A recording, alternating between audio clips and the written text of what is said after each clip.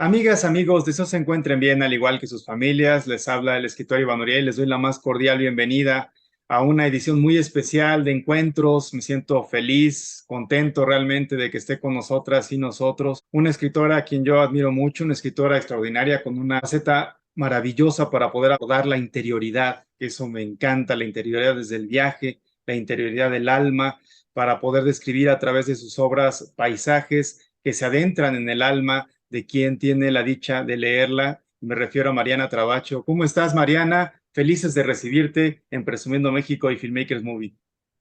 Muchísimas gracias, Iván, querido, por el convite. Es un inmenso placer estar hoy aquí con ustedes. Gracias.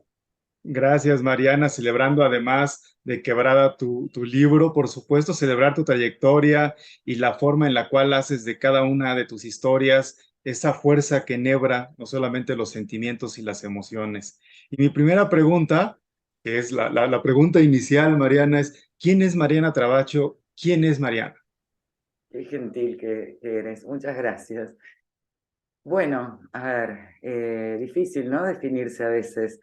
Una persona que escribe, podríamos decir, o que intenta escribir, podríamos decir eso tal vez. Una persona que nació en Argentina y se crió en Brasil, que es algo que me define bastante también, creo yo, porque fue una infancia de bastantes desarraigos, ¿no? Como de muchos viajes. Y eso siempre queda, ¿no? De alguna forma, cuando un pedacito de uno queda en el país de la infancia siempre. Así que, bueno, ahora vivo en Buenos Aires, pero fui criada ahí en San Pablo, que es una mega metrópolis también, ¿no? Una ciudad muy grande, que muchas veces añoro. Y bueno, cada vez que puedo voy a mi patria, a mi ciudad, no natal, pero bueno, a ese país de la infancia, como dicen ellos, a matar saudades. Estudié psicología en la Universidad de Buenos Aires, fue lo primero que hice. Y después de algunos años dedicarme al psicoanálisis, recordé que lo que yo quería era escribir en realidad. Así que a partir de ahí me acuerdo que, bueno, empecé la carrera de letras, después hice una maestría en escritura creativa y ahí me encontré un poquito más con lo que yo quería de verdad, ¿no? Que a veces cuando uno tiene esos 17, 18 años de terminar el colegio, no siempre uno encuentra a esa altura de la vida que es lo que donde uno va a estar más cómodo en realidad, ¿no? En su vida, qué sé yo, en esas posibilidades de seguir a veces el deseo, ¿no? No siempre es fácil encontrarlo y mucho menos fácil es habitar el deseo, ¿no? Es decir, darle el espacio que uno necesita para instalarse en él y tratar de hacer algo con eso, ¿no? En esta corta instancia que tenemos en esta vida. Oye, Mariana, me encanta escucharte porque además justo iba hacia ese punto, ese momento en el cual te encuentras con la vocación y te encuentras con las letras, pero justo los que nos has comentado, además de ese origen, de ese arraigo que tienes, por supuesto, en Brasil también, no solamente en Rosario, sino en Brasil, con la forma en la cual los viajes te han configurado, los viajes te han definido y también han definido tu obra en ese road movie que se convierte en tus personajes, pero en ese viaje que a mí me apasiona, sobre todo siempre en una escritora, en un escritor, el viaje interior, Mariano. Ese viaje que nos descubre, esas metáforas que habitan en los puntos de origen y destino que se convierten también en un ciclo continuo y que nos van configurando y que tu obra así lo hace. Y me gustaría preguntarte ese instante que lo has mencionado, pero ese momento preciso, si lo recuerdas, ya sea de niña, adolescente, en el momento en el que las letras aparecen alrededor de ti, por supuesto la psicología, pero las letras entran Sí, en tu alma. sí, lo tengo, te agradezco infinitamente de una hermosa pregunta, porque yo creo que sí, ¿no? Que, como decía Bartes, escribimos porque hemos leído, porque leemos, ¿no? Es decir, él tiene una frase preciosa, dice, hay una relación nupcial de procreación entre lectura y escritura, ¿no? Y yo tengo como muy vívido el recuerdo de cuando dije, quiero esto, ¿no? Cuando me deslumbré, cuando hubo esta fascinación en la mirada. Yo, como te contaba, me crié en Brasil, mis padres eran lectores, había una biblioteca en la casa que, como ellos no habían transportado su biblioteca de Argentina para allá, habían comprado apenas llegaron dos colecciones. Una era de literatura universal en portugués y la otra unos tomos de colores muy bonitos que era de literatura infanto-juvenil, también en portugués.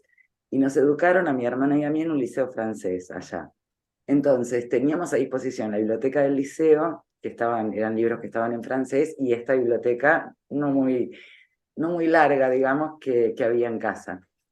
Yo antes de aprender a leer tengo un recuerdo que es de ver a mis padres leyendo, es decir, los veía con un libro en la mano y veía que se reían a carcajadas o que lloraban y yo me preguntaba qué habrá ahí adentro de ese artefacto que los hace reír y llorar en silencio, ¿no? Entonces para mí había como una curiosidad muy grande en poder como descifrar eso.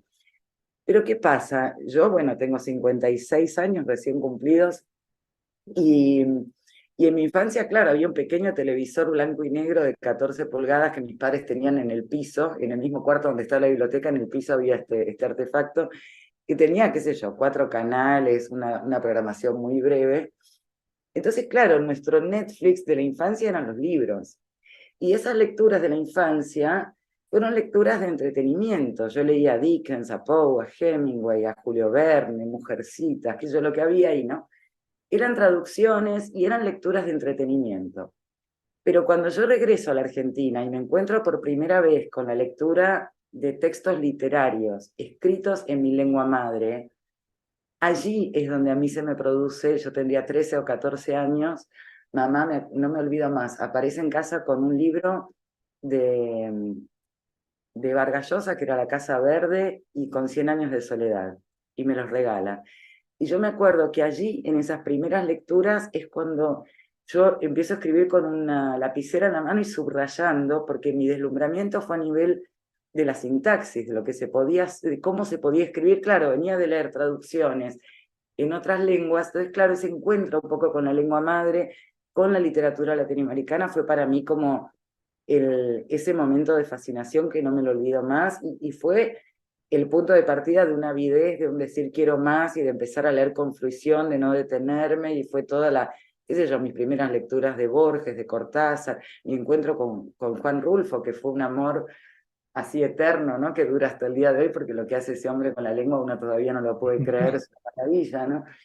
Entonces, bueno, fue un poco eso, un deslumbramiento que tuvo que ver con un aspecto gramatical de la lengua, con pensar que, mirá, se puede escribir así, ¿no? Porque yo venía por ahí de lecturas un poco más clásicas, tal vez, ¿no? Entonces, las operaciones que encontraba en la sintaxis de Vargas Llosa o de García Márquez, que fue lo primero que leí, pero ni hablar de Borges, Cortázar, Rulfo, qué sé yo, Carpentier, Carlos Fuentes, José Donoso, fue un viaje, ¿no? Fue una gran fiesta que me instaló en la lectura literaria latinoamericana durante, bueno, toda mi adolescencia, te diría, ¿no? Hasta que después, bueno, como te contaba, empecé la carrera y, bueno, me desvié un poco para el lado de Freud, Lacan, Foucault, qué sé yo.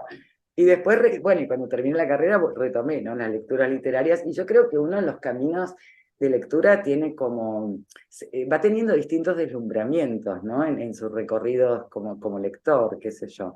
Pero ese fue mi primer deslumbramiento, ¿no? El encuentro con mi lengua madre en forma de literatura.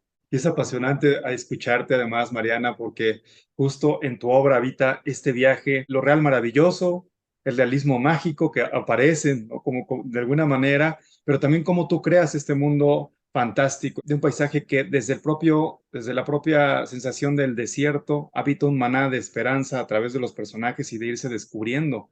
Que eso es apasionante, por supuesto, y que también tiene la influencia incluso también de la psicología en tus personajes, descubrirlos y descubrir la psique, ese Bastian y Atreyu que tenemos, según Michael Ende, por supuesto, ¿no?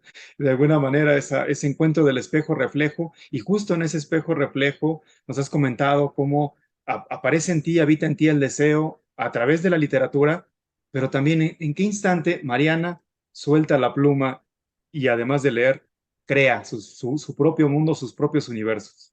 A mí la escritura se me da de un modo muy, yo te diría pulsional, ¿no? Es decir, yo me acuerdo de mis primeras escritos fueron ahí a esa edad, a los 17, 18. Yo me acuerdo de escribir una novela en ese momento, que por supuesto vaya uno a saber dónde quedó, en cuál cajón, de cuál mudanza, algunos cuentos, quién no escribió un poema a los 18 años, ¿no?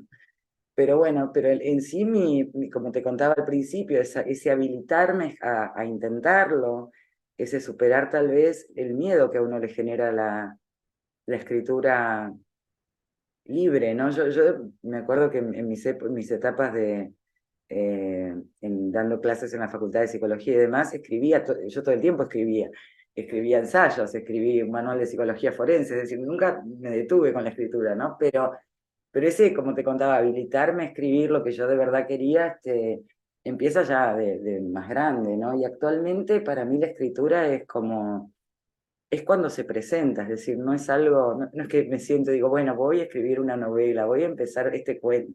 Nunca sé qué es lo que voy a escribir de antemano, me dejo llevar. Normalmente lo único que necesito es escuchar como una voz, ¿no? Es como se me da un poco, tal vez de modo auditivo, pero cuando siento que escucho la cadencia de una voz, ahí ya puedo empezar el texto y nunca sé si va a ir para cuento, novela o qué es lo que estoy empezando, ¿no? Se fracasa mucho también empezando así sin ningún plan, pero a mí me divierte del proceso de escritura precisamente eso, que es como una dimensión de descubrir en el mientras tanto mismo de la escritura qué es lo que quiero decir, ¿no? Yo parto de la idea de que escribir es, ante todo, asumir una disposición al fracaso, ¿no? Bolaño decía, la literatura se parece bastante a la pelea de los samuráis, porque un samurái no pelea contra otro samurái, pelea contra un monstruo. Sabe de antemano que será derrotado, ¿no? Entonces, eso dice Bolaño, saber que serás derrotado y tener el valor de salir a pelear, eso es la literatura, ¿no? Porque trabajamos con un material que son las palabras. Es un material, como decía Stevenson, un material que está hecho para la taberna, ¿no? Está hecho son bloques duros, toscos. Hay que desconfiar del lenguaje para poder intentar aproximarnos a eso que queremos decir, que sabemos que en definitiva solo vamos a lograr rozarlo, ¿no? Pero el trabajo con el lenguaje a nivel literario es un trabajo estético, y es un trabajo, digamos, no solo que persigue un fin estético, sino que además en narrativa se está intentando decir algo de algo que uno nunca sabe muy bien qué, pero uno sabe que uno quiere abordar alguno de los temas, ¿no? Rulfo decía, en literatura solo hay 3 temas. Estamos desde Virgilio escribiendo sobre lo mismo, sobre el amor, la vida y la muerte, ¿no? Pero bueno, dentro de eso, digamos que uno intenta decir algo, pero yo tengo la teoría de que el hombre en realidad, digamos, como la lengua no da cuenta, porque eso que queremos decir en realidad no está hecho de palabras, pero como al mismo tiempo nosotros no podemos ni siquiera pensar por fuera del lenguaje, es decir, eh, nacemos esclavos de una lengua, ¿no? Y una lengua es una cosmovisión del mundo y nos permite pensar determinadas cosas y otras no. Entonces, al mismo tiempo que trabajamos con la lengua, que es una jaula, también tenemos que agarrar como un cincel y un martillo y romper la lengua para obligarla a decir algo de lo que queremos decir, ¿no? Aproximarnos al menos a eso. Entonces, es un trabajo que a mí me resulta personalmente como muy apasionante, porque sé que estoy trabajando con un material que es insuficiente, pero bueno, es como que uno se arremanga y dice, a ver, te voy a obligar a decir algo más o menos parecido a lo que quiero decir, ¿no? Y uno nunca sabe muy bien tampoco qué es, me parece, ¿no? A veces creo que cuando uno lee, cuando yo encuentro una pluma que me deslumbra, quiero más, ¿no? Me agarra como una voracidad y empiezo como a comprarme todos los libros de ese autor o de esa autora. Y cuando uno lee una obra, uno se da cuenta de que ese autor o esa autora está interpelado por 2 o 3 mojones, 2 o 3 asuntos, ¿no? Esos nudos donde la vida nos ha detenido y sobre el cual pretendemos decir algo, ¿no? A través de nuestros personajes y de nuestras ficciones, pero sin duda que estamos tratando de decir algo. Pero si uno piensa también que aquel hombre prelenguaje, el hombre de las cavernas, el hombre de las cuevas de Altamira, que no tenía lengua, cuando quiso decir algo acabó inventando el arte rupestre y se inscribió, ¿no?, sobre la piedra. Yo creo que, bueno, que de alguna forma nos pasa eso, que la literatura es, a veces siento que es la escritura de un único libro, ¿no?, porque hemos leído, algo nos interpela y seguimos escribiendo, y dentro de nuestra propia obra es muchas veces el mismo libro fallido que estamos tratando de escribir y reescribir, ¿no?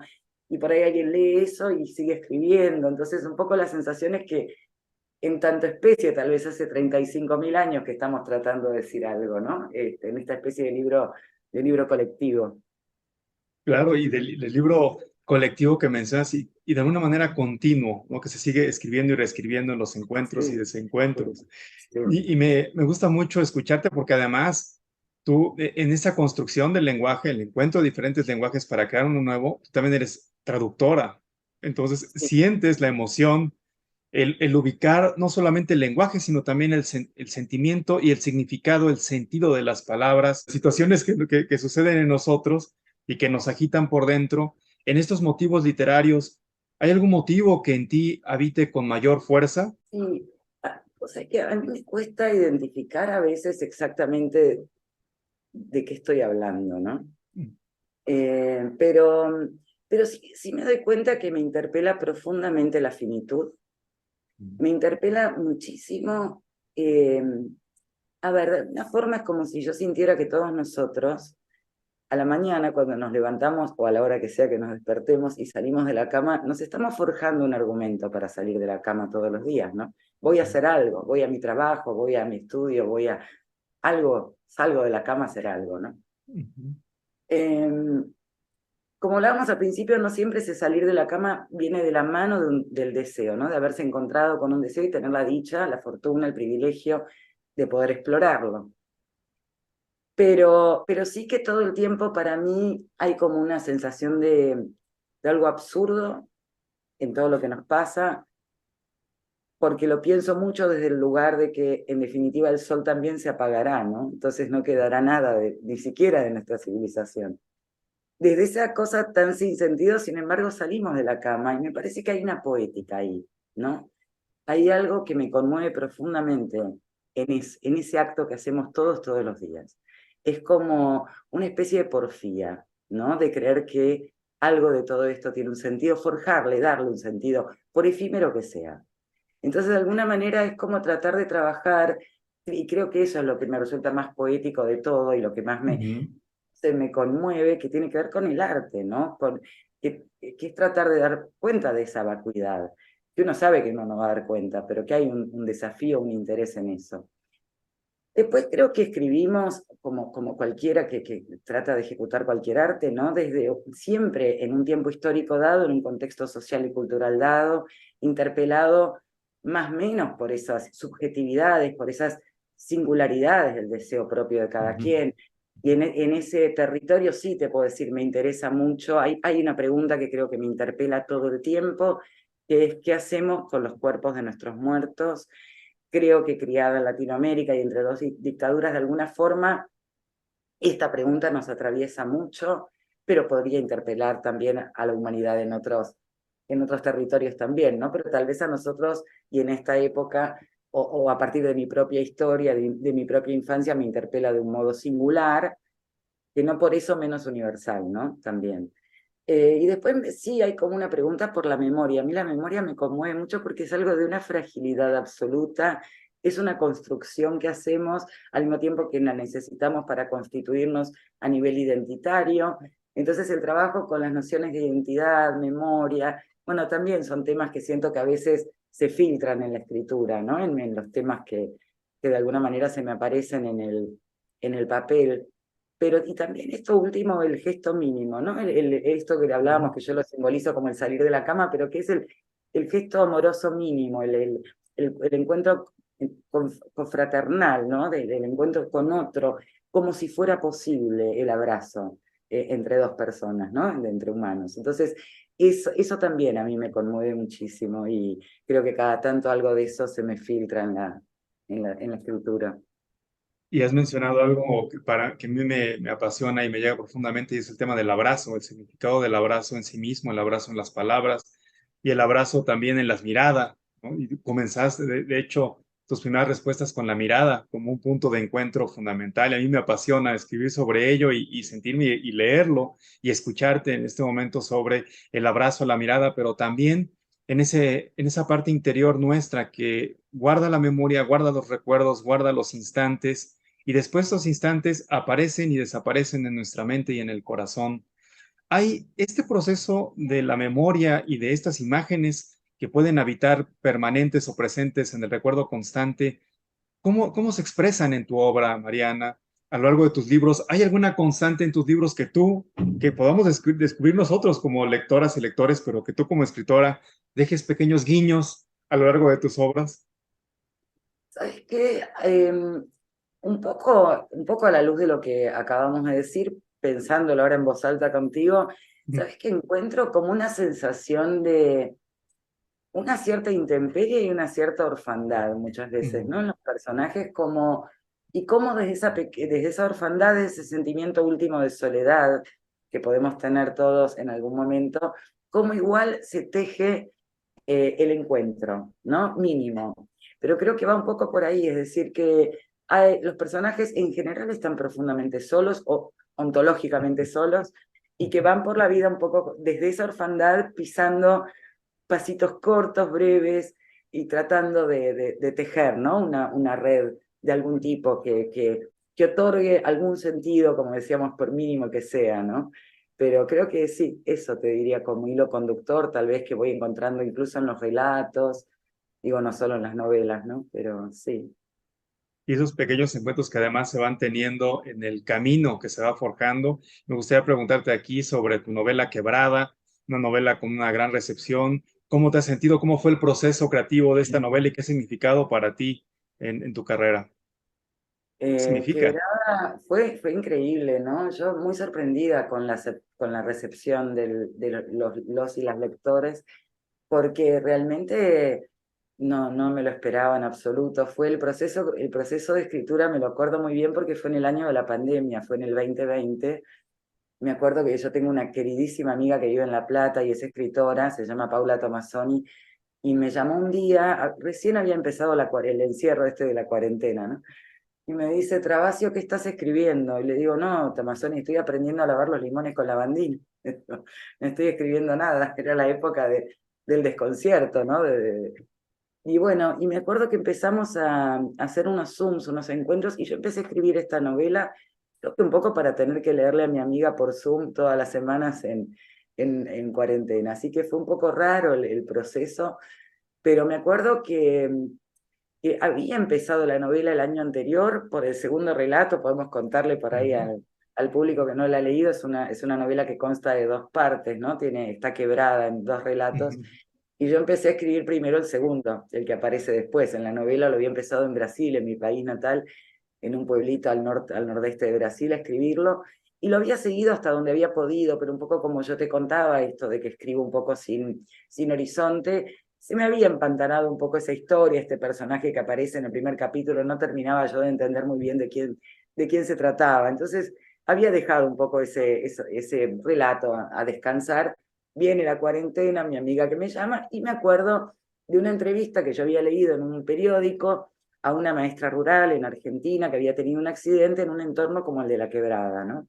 Ella iba a Lomo, no me acuerdo si de mula o burro, a dar clases a una escuelita rural, se cae, tiene un accidente y corría peligro su vida. Entonces, bueno, finalmente la rescatan y le hacen una entrevista. Y el periodista le pregunta, bueno, cómo fue este accidente. Y ella dice, mire, yo que me andaba llevando a las patadas con Diosito últimamente, pero que se encuentra rezando para que la salven porque de verdad corría riesgos, ¿no? Y después el periodista le pregunta, ¿cuánto tarda usted en ir de su casa a la escuela? Y dice, se echan 2 días como se echan 4, según los vientos, ¿no? Entonces, toda su gramática, volviendo a esta cosa que a mí me deslumbra a veces de la lengua, ¿no? Su oralidad, tenía para mí ya me ponía de pie no solo el personaje, sino el paisaje, ¿no? Así que empecé como tirando del hilo, yo tomé 2 o 3 notas de esa voz, de esa maestra rural, que en la vida real se llamaba Aida. Y bueno, y con esa voz empecé a escribir el primer relato que compone la novela Esta Quebrada, donde bueno, se me apareció este personaje Lina, su esposo Relicario, Lina cansada de la quebrada que se quería ir, Relicario que le decía no, que a los muertos no se los abandona, y bueno, y ahí empieza esta aventura donde Lina se va y donde Relicario finalmente tiene que quitar a sus padres del cementerio y llevárselos a cuestas, literalmente, ¿no? Con su carreta. Así que bueno, y cuando terminé ese primer relato, me acordé enseguida del otro que había empezado en Brasil y dije, claro, ahora ya sé quién es el señor que había venido el año anterior. Así que bueno, ahí entendí perfectamente, pero a veces se me componen un poco así las historias, ¿no? Sin, como un poco a tientas, un poco como que voy escribiendo entre nieblas, ¿no? Así Y, que bueno, es, el proceso fue ese de escritura. y la recepción increíble, además, en el proceso de escribir en la pandemia, fue como un instante en el cual el tiempo se suspendió, pero también había, por supuesto, la angustia, el dolor de perder seres queridos. Tratar de que también muchas de esas emociones y sentimientos pudiesen expresarse en el momento de crear una novela. ¿Y cómo viviste eso, Mariana? Muchas gracias, qué amable. Era una etapa muy difícil para todos, ¿no? Yo Sí, creo sí. que, como vos bien dijiste recién, había algo de mucho desconcierto, ¿no? De golpe estaba todo el planeta encerrado en sus casas y no sabíamos muy bien de qué se trataba. Fue un momento oscuro, ¿no? Y fue bravo, la verdad que... Y cada quien vivió el encierro como se pudo también, ¿no? Porque hubo situaciones muy angustiantes para muchos y muchas. Así que bueno, sí, una etapa que afortunadamente parece estar superada.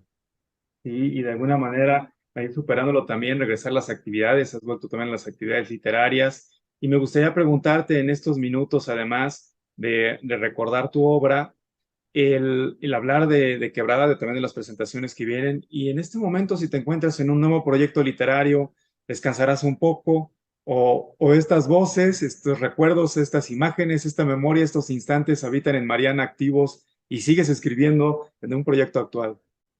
Bueno, voy a citar de vuelta a Bolaño. ¿Te acordás que, bueno, Bolaño decía que la literatura es peligrosa? Cuando escribí Quebrada, después de escribir Quebrada, me quebré una pierna. Me Ah, operaron caray, y man. sí, estuve 6 meses postrada en una cama, que también es una experiencia como rara. Y ahí escribí un otro libro que acaba de salir en España y que sale el mes próximo acá en Argentina, que se llama Me verás caer. Actualmente estoy escribiendo una otra novela, nuevamente a la intemperie, nuevamente en el campo. Vamos a ver hacia dónde va, pero sí, estoy en plena escritura ahora de una novela, Oye, creo. Mari, no, Sí. estaremos muy pendientes de Mariana Travasio, por supuesto. Me verás caer entonces, estaremos muy pendientes, Mariana. Yo estoy encantado. No, no sabía, mira, de esta novedad y que Se ya se había acaba de publicado. salir. En realidad Ay, no salió, sale el lunes que viene en España, el 12 de junio va a estar recién en librerías, me verás caer, así que bueno, y bueno, eso, y escribiendo, sí, siempre que se pueda, se disfruta la escritura. Mariana, nos has comentado algunos de los libros y también de las autoras, autores que han estado en ti, que han habitado en ti, y algunos de los con quienes yo me identifico, por supuesto, el maestro Borges, el maestro Cortázar, Juan Rulfo, qué decirte, que es tan importante para la literatura de México. Y también quería preguntarte en ese sentido, además, tus novelas manejan no solamente la descripción de las imágenes, son cinematográficas también, podemos tenerlo como un audiovisual en nuestra mente. Y en ello quería preguntarte si hay algunas películas que tienes como favoritas, que recuerdas o que han sido también inspiración para ti. Bueno, películas favoritas, creo que la película que más vi en mi vida es El Padrino, sí. Sí, sí, así como con ese nivel de fascinación con el que hablábamos, de Ujú. fascinada con la dirección de esa película, bueno, que son tres en realidad y que uno entra por la primera y después sigue, ¿no? Pero fascinada. Eh, Fui muy cinéfila durante una época de mi vida. Las salas del deseo de Bender, por ejemplo, me acuerdo que me interpeló infinitamente en algún momento. Algunas cosas de Kurosawa. Bueno, tengo mis predilecciones. Bueno, algunas películas, algunas cosas. Cuarón me encanta, por decirte algo. Has mencionado una de mis películas favoritas, además, Mariana, que es Las Alas del Deseo, que Mira, tiene esta dualidad maravillosa en la fotografía de blanco y negro, pero sobre todo en en este juego exactamente de la fantasía, de la realidad, de la espiritualidad, del viaje interior, y que también Sí. se refleja en tu obra, Mariana, y eso me gusta mucho. Hay algo que a mí me juega mucho en la mente en todos los títulos de tu obra también, y es no solamente lo que permanece de nosotros y lo que trasciende, de lo cotidiano, la ceniza que puede quedar, las cenizas de la naturaleza, las cenizas de nosotros, las cenizas del recuerdo, del amor, del desamor, y también esos sueños que vamos habitando dentro de todas las dimensiones que tenemos como seres humanos, y que yo lo encuentro incluso en los títulos de tus obras. ¿Cuál es eso cotidiano maravilloso que aparece en el día a día, en ese despertar que tú nos mencionas en cada día, y en toda esta conjugación, esta confabulación de sustantivos, de verbos? ¿Qué nos podías decir? ¿Cuál es esa sustancia, esa esencia que habita en ese deseo de Mariana Travasio? Yo creo que hay algo que lo decimos siempre con una colega, que es la mirada, ¿no? Para mí, a ver, hay que seguir mirando el mundo como si lo viéramos por primera vez. El niño ve el mundo por primera vez, ¿no? Cuando le pregunta a mamá, papá, ¿qué es esto? Y señala, de verdad lo está nombrando por primera vez. Pero lamentablemente nosotros los adultos tendemos a normalizar lo que vemos, ¿no? A ya no interrogarnos, ¿qué es esto que estoy viendo? Entonces, de alguna manera para mí el desafío es como perplejizar la mirada, mantenerla perpleja, no perder la perplejidad en la mirada cada día, ¿no? Despertarse preguntándonos todos los días, ¿qué es esto que estoy viendo? Porque la literatura para mí es un estado de pregunta, ¿no? En última instancia, el arte en general me parece que es una pregunta que nos estamos haciendo, ¿no? De modo que yo te diría eso, que sostengamos la mirada perpleja, para Qué poder hermoso. discernir, ¿no? O aprender a mirar de nuevo, como no automatizarnos, no darlo por hecho, ¿no? Y Eso, es no darlo. maravilloso.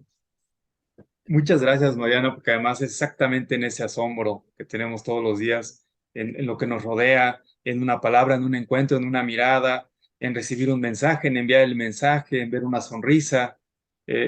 Todo lo que nos rodea nos llena el alma, por supuesto, de dolor, de amor, de deseo. Y quiero agradecerte infinitamente desde el corazón, con gran admiración para ti, Mariana. Gracias por acompañarnos en el encuentro. Ha sido maravilloso escucharte y verte. No, gracias a vos, Iván. La verdad es que fue un placer inmenso, se me hizo cortísimo, espero verte en algún otro momento. Te dejo un abrazo fraternal gigantesco que llegue hasta allí. Y bueno, eso, que me guardo este encuentro en el corazón. Fue una de las maneras de la perplejidad. Exacto, de la perspectiva. Muchas gracias, Mariana. Todo el éxito, por supuesto, Me Verás Caer. Estaremos muy atentos a esta nueva publicación de Mariana Travasio. Gracias de todo corazón, Mariana. Te envío un abrazo enorme hasta Buenos Aires desde la Ciudad de México y nos vemos muy pronto. Y gracias a todas y a todos ustedes por acompañarnos en encuentros. Hoy, ¿qué puedo decir? Felices, emocionados de escucharte, Mariana. Gracias de corazón y nos vemos muy pronto. Te mando un gran abrazo. Un beso, chao, Un chao. beso. Gracias. Cuídate mucho. Gracias.